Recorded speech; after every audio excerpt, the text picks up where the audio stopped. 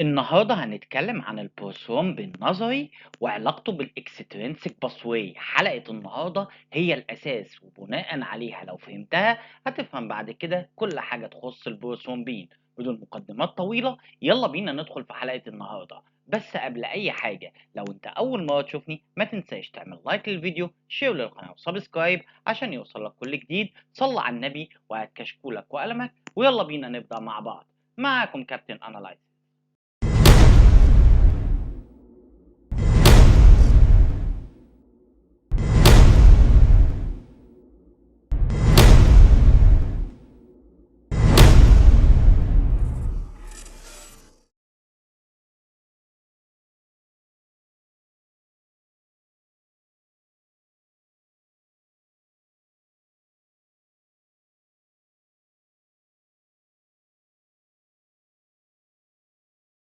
البروسومبين تايم أو زمن البروسومبي. قبل ما أشرح لك حلقة النهاردة تعال أفكرك باللي فات.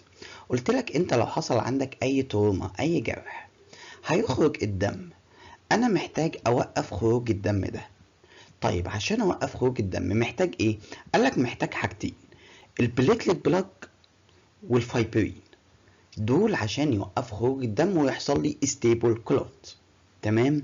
طيب البليتلت بلاك انا بحصل عليها من البرايمري هيموستاسيس وشرحنا بالتفصيل. طب الفايبرين قالك انا بحصل عليه من السكندري هيموستاسيس.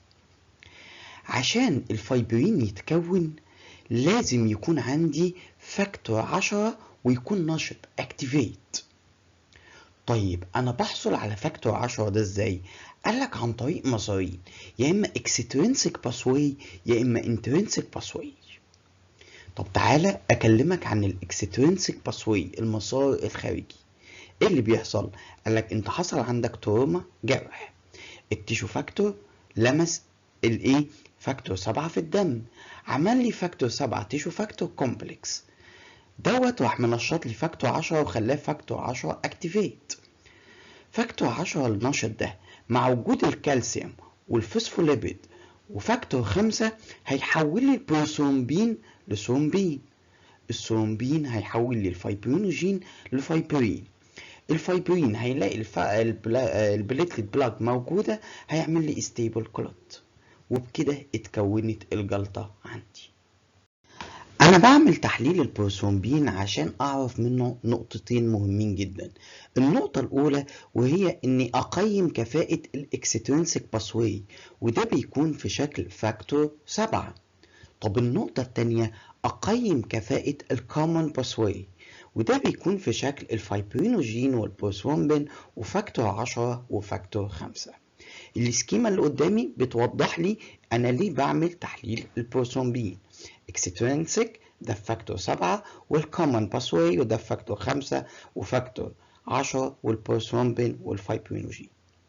طيب هو ايه البروثرومبين؟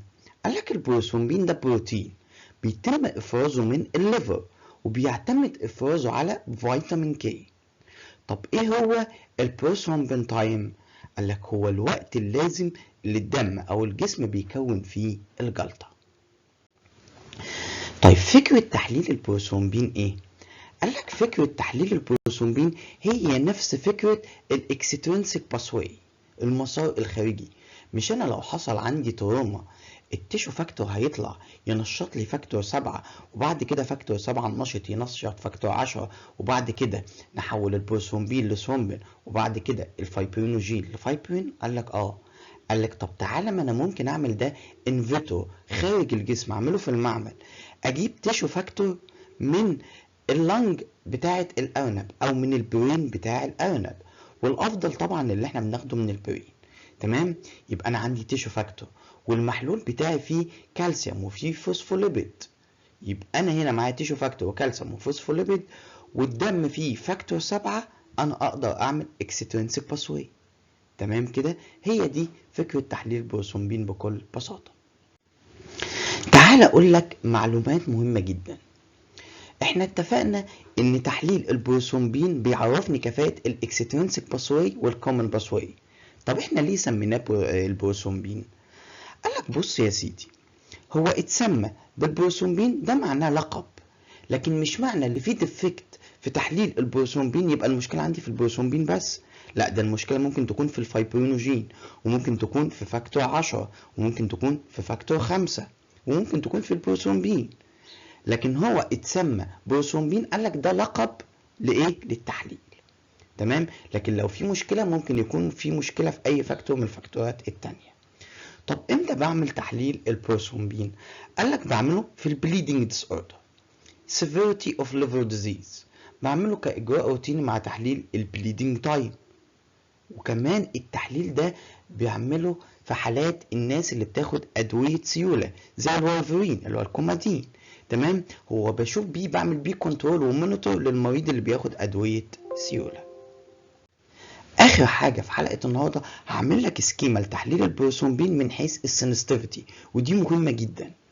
قال لك تحليل البروثرومبين ده هاي سنسيتيفيتي تو فاكتور 7 ديفيشنسي، يعني لو عندك مشكله في فاكتور 7 تحليل البروثرومبين حلو قوي لتشخيصها.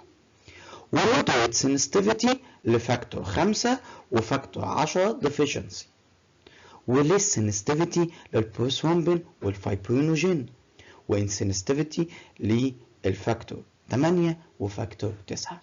دي كانت حلقة النهاردة في الشرح النظري لتحليل البروثرومبين. الحلقة الجاية مهمة جدا في البروثرومبين، أتمنى الحلقة تعجبكم. هستنى رأيكم في الكومنتس، ولو عجبتك الحلقة ما تنساش تعمل لايك للفيديو وشير للقناة وسبسكرايب عشان يوصلك كل جديد. كان معاكم كابتن أناليسيس. باي.